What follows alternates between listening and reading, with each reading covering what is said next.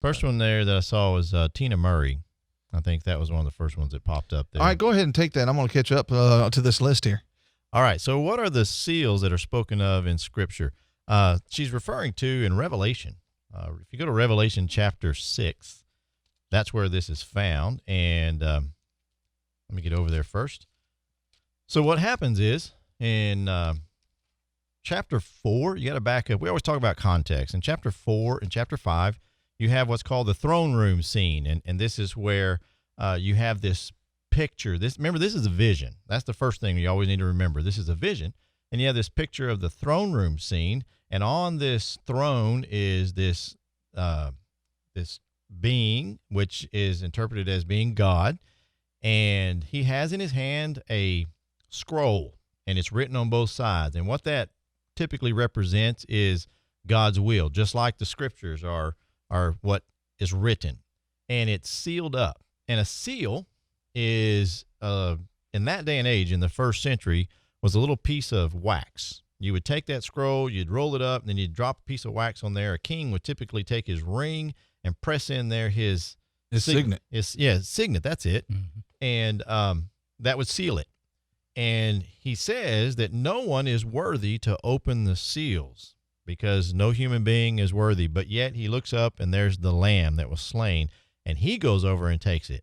And so that's the first thing is the seal represents the authority to be able to carry out God's will. Jesus Christ has the authority to break that seal. Not just anybody can break a seal on correspondence. Exactly. All right. And then what happens is then you get into, and this more probably what her question is, she says, what are they? In chapter 6, they begin. And what this is this is a picture of judgment. Okay. And each one, it starts out first, you have these 4 horses. All right. And these horses come out, and each one of them have specific, symbolism. Mm-hmm. And don't forget, that's the key thing. Everything has symbolism. And so what do you have? You have this horse. Horse typically means war. And so you have this white horse, and that's typically, when you think of white, think of peace. And so this is the gospel that's going out to conquer. And that's the word that's used there. It goes forth conquering. Verse 3 and 4. This is real fast, by the way.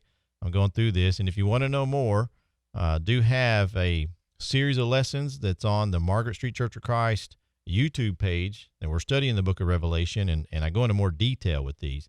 But the second one is a fiery red horse. Well, that means blood.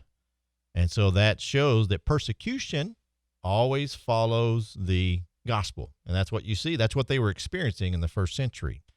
The third seal is black. And that's typically, and it talks about not being able to buy or sell and things like that. That's talking about scarcity. What's the word I'm looking for? Famine. Thank you. Famines and things like that usually follow whenever there's been great persecution and people can't eat and stuff. And then it goes, the last one is a sickly, a pale horse. And that represents death.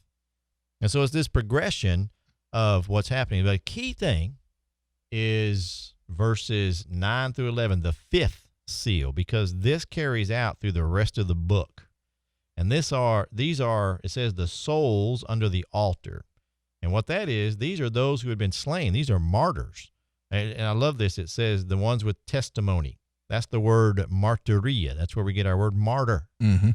And so for the rest of the book, he's going to be talking about how he's going to avenge their blood. And you're going to see that through the trumpet. You're going to see it through the bowl of wrath. You're going to see it in all these different places.